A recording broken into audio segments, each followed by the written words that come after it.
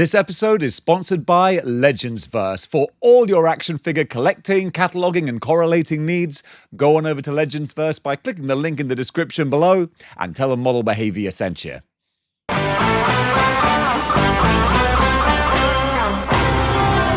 Hello gang, and welcome to Displaying Model Behaviour. There's a whole bunch of nerdy news out there that you need to know about, so let's talk about it. Now, I can't tell if this is the best or worst thing I've seen today.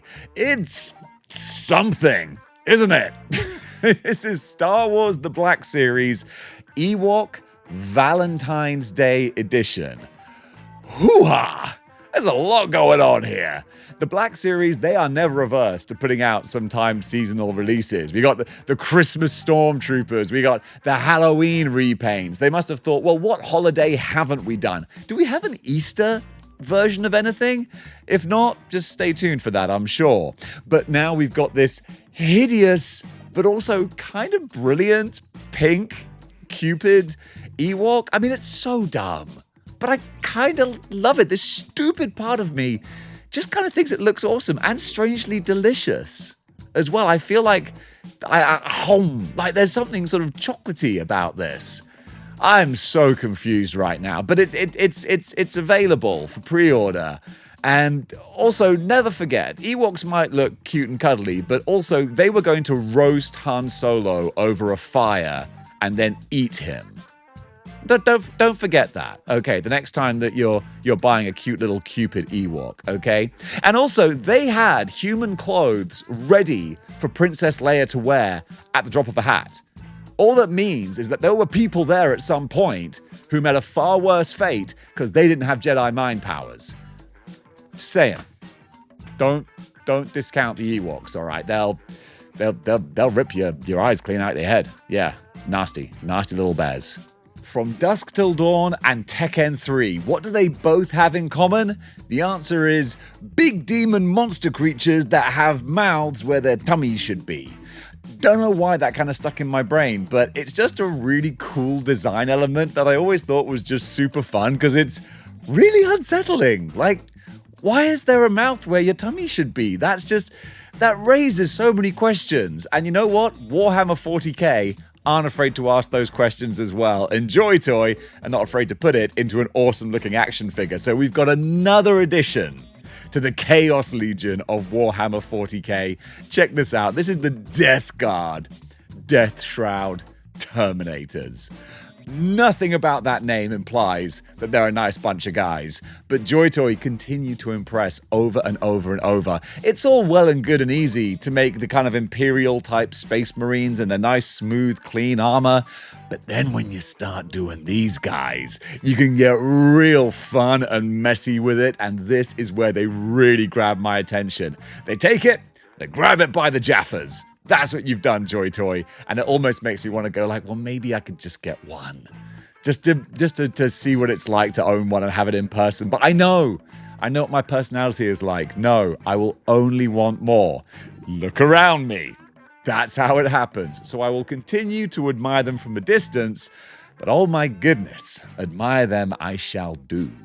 Joy Toy are not stopping there though. A little less horrifying this time. They're going over to King of Fighters 98. We've got a couple of nice looking characters here. Again, just like the rest of their lines, it's not 1/12, it's more 1/18. So I wouldn't say pocket sized, but they're not going to take up so much real estate on your shelf. But boy, do these pack a punch. No pun intended when it comes to the accessories as well. Giving your Jada Street Fighters and your Storm Arena a serious run for their money. Lucky for them, again, they're not 1/12 scale. So we got King of Fighters 98 Blue Mary here. And yeah, she looks nice. The articulation on Joy Toy is really good as well, so you can get all the awesome kind of fight stances and poses and moves as well. I don't know what the deal is with the rose. I mean, obviously, if you know, you know. But I'm intrigued to see what reference that has to her. And she's got the little doggy as well. Oh, man. I kind of love that, actually. You know what? The more I look at this with the removable, maybe not removable, but accessory jacket as well. I'm guessing at the start of the fight, she throws that off, I assume. And then, yeah, as well as her, we've got King of Fighters 98, Billy Kane as well. Personally, I thought his role in Titanic was the best. You knew he was a bad guy right from the start. He had the floppy hair, and Billy Zane, that's who I was talking about. This is a fictional King of Fighters character. But look at the flame effect going around in the circle with his bow staff type thing. It's not a bow staff, is it? It's got like nunchaku type joints. I don't know what you call that. A three-piece thing? I don't know. Martial arts people, help me out. But if you're a King of Fighters fan, these are definitely going to appeal to you. Because, Joy Toy, they might not be the Lord scale, but they do look very pretty. And then finally for Joy Toy, King of Fighters, I thought there was only 2. This one surprised me. We've got also Ryuji Yamazaki. This says 97 Special Team. So it's King of Fighters 98, 97 Special Team. Don't know what the different years signify. Well, I mean, I know what 98 means, but why are we going back? Way back into time. Besides it being the greatest year of professional wrestling in the world. Whew, Monday Night Wars, baby. Besides that, I'm not sure what the 97 relevance is. But this dude with the great big overcoat, and I love the swishy effects of the kicks. Man, again, Joy Toy. Just finding new ways to innovate. I had a little it was a bit gassy there. I'm not going to edit that. Yeah, they keep crushing it. More great stuff from them. Mondo have got something big and something small coming up in this episode. The first is the big one, 1/6 scale Two-Face from the animated series. The animated series in 1992 really upset young Dave on a Saturday morning because I was not ready for the gravity and the darkness of the stories they were telling. Like, I didn't know who Two-Face was. I didn't know the character. So when we had the whole arc of Harvey Dent being this lovely, nice guy who then gets these awful things happen to him and he turns into this, it ruined my weekend, quite frankly, and the memories run deep. I said originally that I wasn't too sure about the animated figures in this kind of style, and then I have to admit, I saw Clayface in person with my own eyes, and oh my goodness, he looks incredible. So I get it. It does work, certainly for the Batman animated ones. The Spider-Man, I'm still the jury's out, but these characters work beautifully in 1/6 scale. And Harvey Dent here with the straight jacket edition as well. That's the exclusive if you order directly from Mondo. I think maybe in a timed exclusive. But everything he comes with is so like running the gamut of everything that you associate with the character. It's another one that's a real labor of love. Sticking with 1/6 scale now, 3-0 are tackling Chainsaw Man. And I just had an amusing conversation where I was trying to explain the story and lore of Chainsaw Man to Dom, and I did a pretty terrible job of doing it. But you know what? I think we might have a new converted fan. Just saying. My assessment was, well, it's about a dude, and there's a devil for everything, and there's a chainsaw devil, and it goes into his heart, and now he's Chainsaw Man. I think that's a pretty good water cooler pitch. So these are really pretty because they got the soft goods. I like the fact that you can have the regular depowered version of Denji. Is it Denji? He's Chainsaw Man, isn't he? And of course, the one you really want with the proper chainsaw hands and limbs and head. Really great fun. You got the demon lady as well. She's really great. Was it Denji? Hey, I got Denji right. And what's her name? I can't find it here in front of me. I can't see it for looking. But you know, obviously, I'm going to have it written in the description below me. And of course, you've actually got the chainsaw little doggy demon himself, which I really kind of love. They're just adorable. So yeah, once again, 3-0, kind of crushing it with these. If you're a chainsaw fan for a Chainsaw Man, then this could be worth a plan. Flan. Just in time for Halloween, Mezco have revealed their Texas Chainsaw Massacre Leatherface figure. And this is, I don't think it's even a controversial opinion. I think the Platinum Dunes remake is really good. In fact, give me the option. I would watch that over the original 10 times out of 9. I had a great time with the Platinum Dunes one, even though it's like Michael Bay kind of coded. Fantastic. The drill sergeant dude, Arlie Emery. That's it. Arlie Emery from Full Metal Jacket, putting on the performance of a lifetime, just chewing the scenery. And it's so just visceral and nasty. It's wicked. And the Leatherface design, awesome. What do I always say? I love horror movies, but I don't want the figures in my room. It's a little bit too close for comfort. But man, it looks like Mezco have crushed it with this one. $116 up for pre-order now, and it wasn't an instant sellout. So I'm not saying you can just relax and saunter over, but it's not like Red Hood or one of the ones that goes instantly. But eventually, I think it will go, because it does look pretty amazing.